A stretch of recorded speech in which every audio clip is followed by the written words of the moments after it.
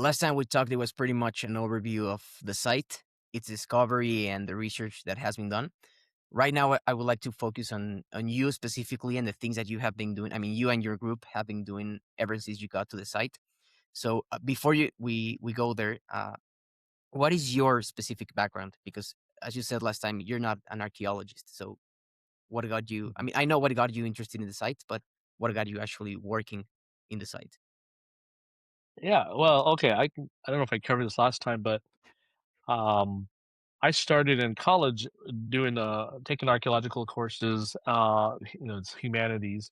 So you have, yeah, anthropology, archaeology, but just for a couple semesters because right away my parents told me, and it was good advice.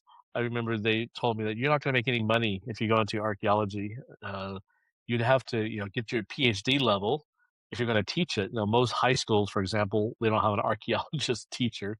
So if you look at teaching, which is where the jobs are, you would be at university level, and they don't hire unless you have a PhD. So you have a long haul ahead.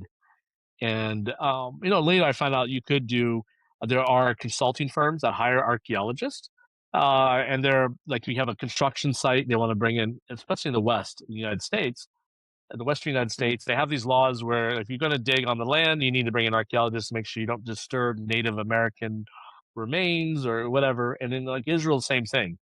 So, there's a lot of that type of archaeology that, companies will hire for. Otherwise, it's university level.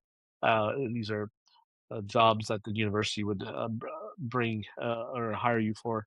So I thought about it, and they suggested go do something else that would pay for archaeology, and that'd be your hobby, your serious hobby. And they were right because I had a friend of mine. He went to Tel Aviv University, an American friend. I don't think he'll see this, but I won't mention his name. But and he went into archaeology because he was really interested in Noah's Ark site and Mount Sinai and these like topics from Ron Wyatt. But because he was doing it overseas, it was really expensive for him. And on top of it, he only finished to the master's level. So we went back to the U.S. to think about if he wanted to continue or not. There was really no job for him, and so he was like midway through his courses, you could say, if he wanted to get a PhD. So then he started working at non-archaeology jobs, as regular jobs out there, whether a gas station or whatever. And I felt really bad for him. Um, so well, for myself, I went after that. I went to computer science. And Mm. I love computers, so I was doing programming, and I remember my archaeology teacher. It was a local community college. And I was taking the courses through her, and she was on the liberal side. I remember we always joke. This time it was let's see, this was Bush and Clinton, that time of era in the '90s. And I remember she would always introduce me to her colleagues, the other professors.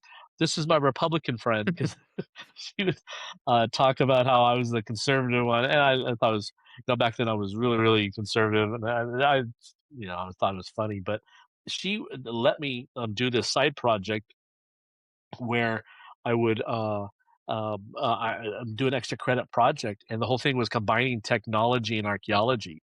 And so I call it Gravedigger. I think that was the Mm. name of it was supposed to be, one of the topics we did in her class in archaeology was we had this piece of paper of a graveyard, and I think it was somewhere in the former Yugoslavia. I mean, like Croatia or someplace, and from like in the Balkans area, and you just had a bunch of tombs laid out, and then you had to figure out just based on these uncovered tombs out showing the skeletons and the remains of the cultural remains like pottery and jewelry.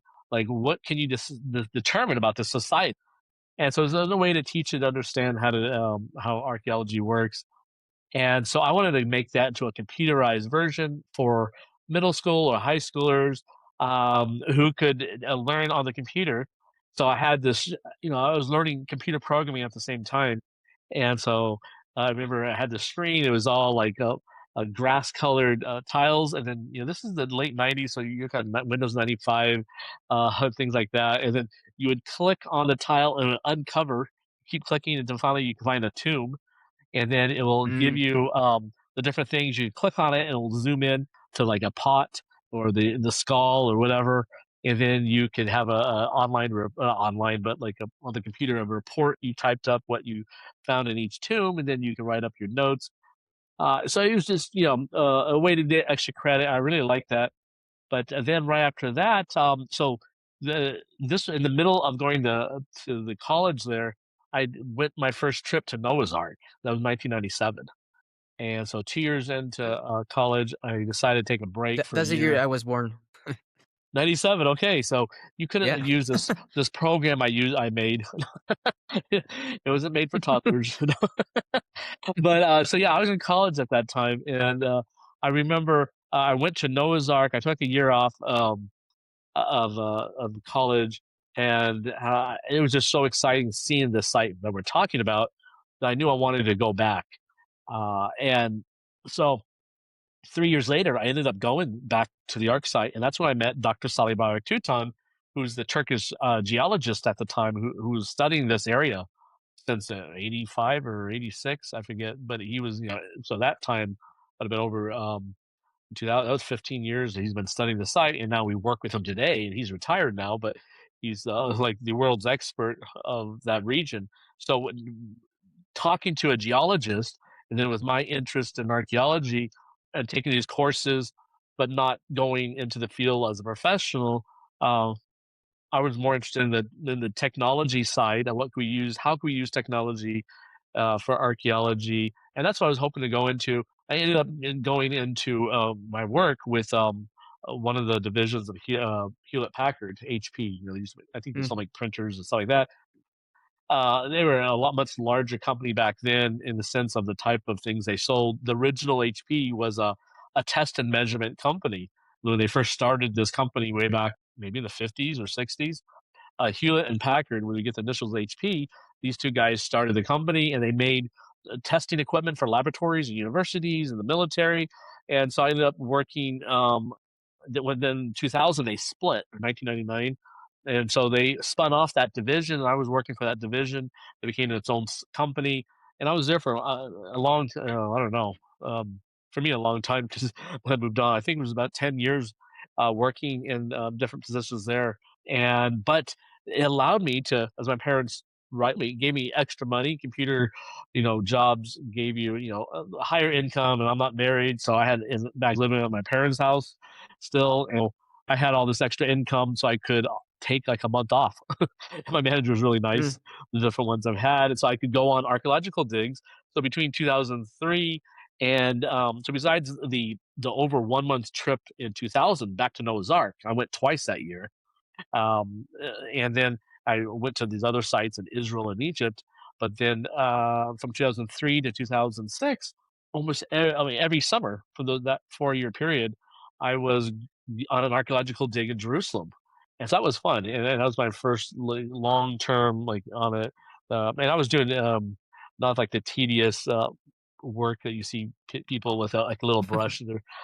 No, they actually yeah. had me in charge of the media team. They knew I liked technology and camera work. I took photography in college, and so they put me in charge of the team, basically recording what the group was doing, and so that was fun. So that's what I ended up doing all those trips, and plus living in the for a month, sometimes a month and a half.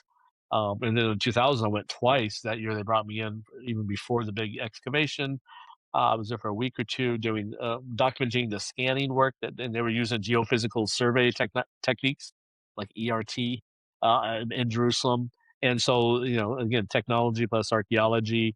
And so I was recording that. And so just being there in this rich environment for biblical history, in Israel, it was a blessing. And this, uh, I was thankful that I could do that, and the only way I could do that is because I had a computer job and a manager who let me take off all that extra time.